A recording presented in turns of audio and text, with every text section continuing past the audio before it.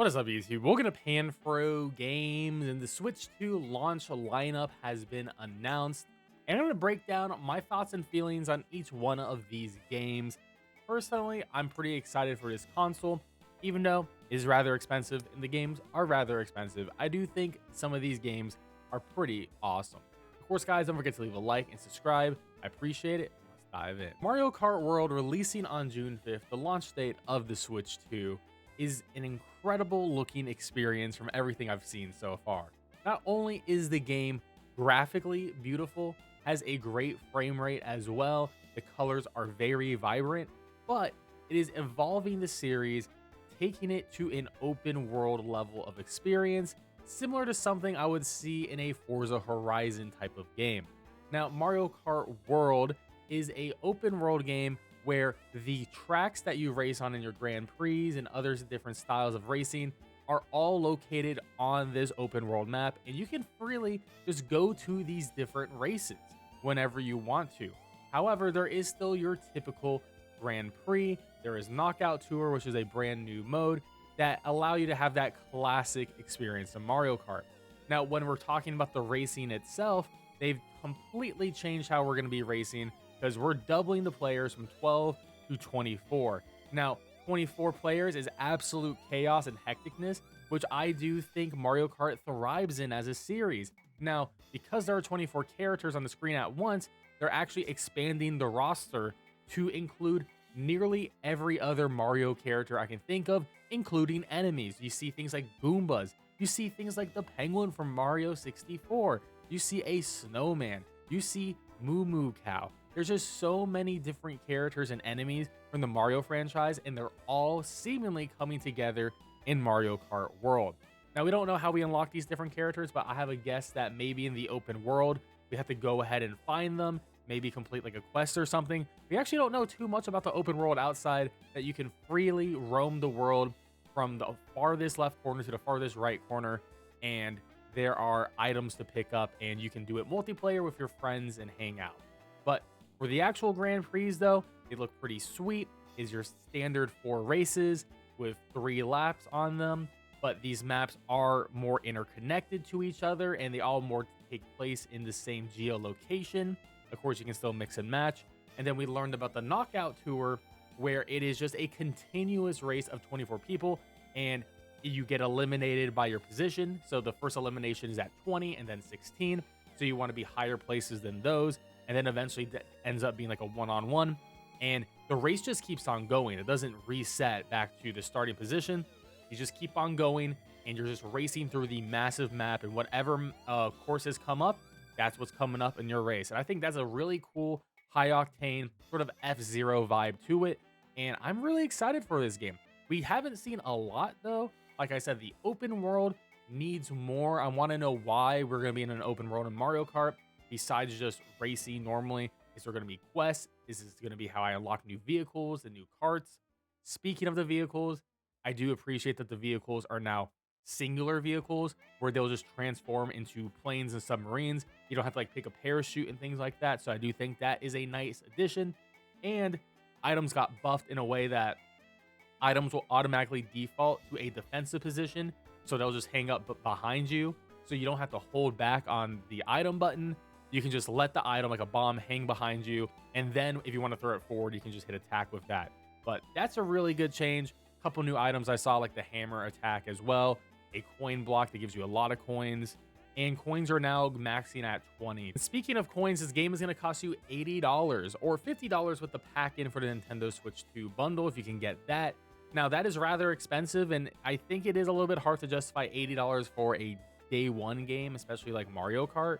So I'm personally going to be getting it in the bundle because it'll only be $50, but it'll be hard to recommend otherwise in general unless this game really is that phenomenal. Now, the other Switch 2 launch game is Nintendo Switch 2 Welcome Tour. Now, this is a paid game that should have been a free game installed on your Switch 2 already, similar to how Astrobot Playroom is on the PS5.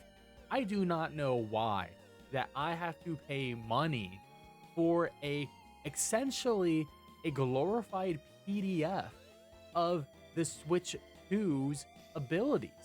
I don't understand why I'm paying for the manual for a piece of hardware I just purchased. And it looks like we don't have the final price yet, but the yen conversion that we know is about $6.50. So it's either gonna be a $5 game or a $10 game.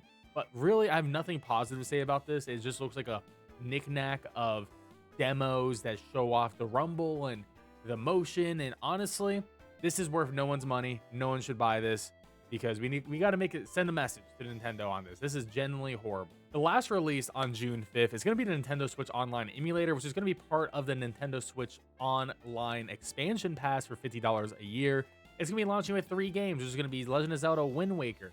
We're going to be getting Soul Calibur 2, the GameCube edition that has Link in it, and we're going to be getting F-Zero as well, which is a pretty solid lineup. It's only 3 games, but they're adding more games like Fire Emblem Radiant Dawn, Pokemon Coliseum, Pokemon Gale of Darkness, Chibi Robo. So more and more games will be added to this. Now, it is very interesting because it seems like the emulation is exactly the same how every other emulator works on the Switch, where they have save states, you can remap the controls. So like all the good features, you can change the aspect ratio of the screen as well. But I think the biggest concern I have is when I look at something like Wind Waker and I see something like Wind Waker HD on the Wii U, where that was clearly the better version of the game. And we just haven't gotten that ported over to the Switch or Switch 2 yet. And I really hope this doesn't negate that because we've had some GameCube classics already. We had Paper Mario Thousand Year Door that got a big remake last year, and that game is phenomenal. But is that going to stop GameCube remakes in the future? So hopefully it doesn't, but it might, and that's probably the only disappointing thing about this. Releasing 6 weeks after the Switch 2 on July 17th is Donkey Kong Bonanza, and this is my most anticipated Switch 2 game, my main reason for picking up this console. And we haven't had a new Donkey Kong game in a very long time, even longer to have a 3D Donkey Kong game. And Donkey Kong has a whole new look, much more similar to the Mario Brothers movie style, more cartoony, and it's definitely grown on me at this point. But what I'm really excited about this game is essentially this game is Donkey Kong Odyssey, and it actually looks like it might be being made by some portion of that Mario Odyssey team. A lot of the graphics are very similar to it, and the collectathon of it is also there too. Now, Donkey Kong Bonanza is a platformer, but it's not a platformer like Mario. It is, instead of like being fast and avoiding obstacles, your whole goal is to destroy. I like to call it Red Faction Guerrilla, like straight up destroy everything around you, pound into the ground, punch enemies, throw pieces of rock at other areas to access new zones, and collect the golden bananas. And that is our whole goal. It's similar to Mario Odyssey where you had all those moons you could collect. This time you're gonna be collecting bananas. Now, these levels are big. It's not like an open world game, but you got some pretty massive levels, and there are layers to these levels. You can literally start a level and just dig all the way down to the bottom of it, and you can find essentially a whole new sub-level that could have a challenge room there or some sort of obstacle or enemies that you have to deal with to get to a banana. And there looks like there's a lot of different mechanics. Not only can you pick up rocks and throw them, but you can even surf on the rocks as well. There are certain rocks you can't even punch, so you're going to have to deal with them, get around them in different ways, shapes, and form. But hey, if you can get around something, you just punch a wall to the right and dig a tunnel around it and get to your goal. There just seems to be a lot of different ways and creative aspects to this game that you can just deal with by pounding and punching with Mr. Donkey Kong himself. And it looks like there is a lot of other things to collect. There are fossils that you can grab. There are money you can grab. There are NPCs in the game, which can give you bananas. And it's just one of those games, like the more you explore, the more you get rewarded. If you climb up to like the highest peak on a map, out of nowhere, you just climb it. Okay, you get a banana for that. Like, there you go. So it's very similar to Mario Odyssey. And one of my favorite aspects of the destruction in this game is that the destruction is permanent as long as you are on the same level.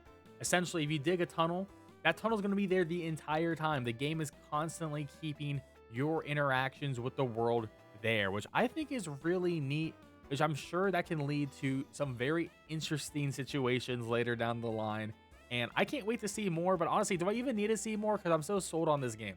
Now, I do want to say the price of this game is $70, which I don't know why this game is $10 cheaper than Mario Kart World.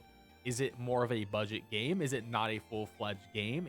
So like the price has me a little bit worried that maybe this game isn't as big as I think it will be, as similar to Mario Odyssey. But either way, I'm genuinely excited for it and I'll be there day one. And our next game has no release date besides the summer with no price to it. Is going to be Drag Drive. And this is our weird new Nintendo IP. And honestly, I'm not really sold on it in any way, shape, or form. This is similar to ARMS, where I was trying to show off a feature of the controller. And the Joy-Cons this time around can be used as a mouse. And essentially, you're using both of them as mice and rubbing them on your desk to move on your wheelchair and then score baskets in this 3v3 basketball game. Now, the reason why this game does not look interesting at all to me is the colors are so muted. There looks like there's no fun or joy or anything Nintendo vibe to it. It doesn't really have a distinct style. Pretty much the whole game is just concrete, which is very boring. And honestly, I don't think this is a game that's going to be particularly fun either. I mean, you have to be able to be sitting in a position where you can have both Joy-Cons out and put them on a desk or a table and then use them like you're on a wheelchair. And that's just going to make it so a lot of people won't even play this game because it's just such an inconvenient setup. And honestly, I'm most likely not going to be getting this. Even if this game was free, I don't think I would really even play it. I genuinely just have no interest in this. And I wish they would honestly bring back something like ARMS or something ARMS adjacent compared to this. Maybe the biggest Nintendo release of this year is Metroid Prime 4. Now, this is not a Switch 2 exclusive, but it will be getting a Switch 2 version. We don't know how much more this version is going to cost, if it's going to be like an $80 upgrade, like similar to the other Switch 1 games that are getting upgrades. However, this game looks absolutely incredible. The gameplay they showed off was from the very first mission of the game, the opening sequence with a beautiful cinematic, a war happening, and then you going into the ground, you and a squadron of dudes fighting some aliens, and then you fighting the boss of this tutorial. Now, I didn't really show off too much new things outside of what we saw in previous trailers. I mean, we didn't have like the psychic powers in here or anything. I'm sure the new mechanics will come in future videos. However, this game looks insane. Like, the game was running 120 FPS and 1080p, but you can also run the game in 4K 60 FPS. Both modes have full HDR support, so this game is going to look absolutely phenomenal. And I think this is like a dream version of the game that Metroid fans have always been waiting for. Like, it seriously looks insane. Like, I'm actually impressed with a Switch game's visuals, which is sort of crazy in my opinion. But in general, it seems like there is a big focus on the story this time around. They're making it much more cinematic, more cutscenes from what we can already see, and I hope they keep that up throughout the main game. And, you know, they have more characters involved with that too. But the shooting looked awesome. Combat looked great. Exploring looked pretty good. Ball form looked pretty sweet too.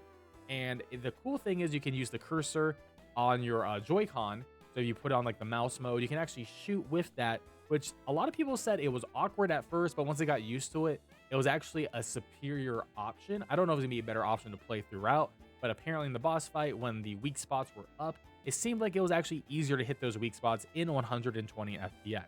So I'm waiting to see more on this game, but I'm definitely going to be picking it up because it looks like an absolute set piece, showpiece game for the Switch. Overall, I do find this launch lineup from first-party Nintendo to be pretty decent, with Mario Kart and Donkey Kong definitely highlighting, but also lacking in a lot of different ways, especially with Metroid Prime 4 being a Switch 1 game. You can talk about Pokemon Legends ZA, but that's also releasing. That's a Switch 1 game, so there's not too many exclusives for the first year, which I guess is great for the people who aren't unable to get a Switch 2, especially because of the middle of recording this, that Nintendo decided to delay their pre-orders for the Switch 2 due to the brand new Trump tariffs. So this console might cost a lot more than $450 or $500 now. And I do think a lot of people won't be getting this console or the games for this console as well, just because of the economic situation. But I do think the games we talked about overall, especially Mario Kart and Donkey Kong, are awesome. I want to see more Metroid. I think the rest of the games I can definitely skip on. I do think $80 games are way too much in general, especially for the upgrades. Like Super Mario Jamboree is getting an $80 upgrade. Kirby and the Forgotten Land also getting an $80 upgrade. And these are older games for sure. And they probably should not be charging full price for these old games that are getting expansion packs that are probably not worth just even the additional upgrade fee. But we'll just have to wait and see. But of course, guys, don't forget to leave a like and subscribe. If you want to support this channel, hit that join channel member button below. on the YouTube page here to support me, and I really appreciate it. And stay tuned for more video game action. Peace out and have a good one.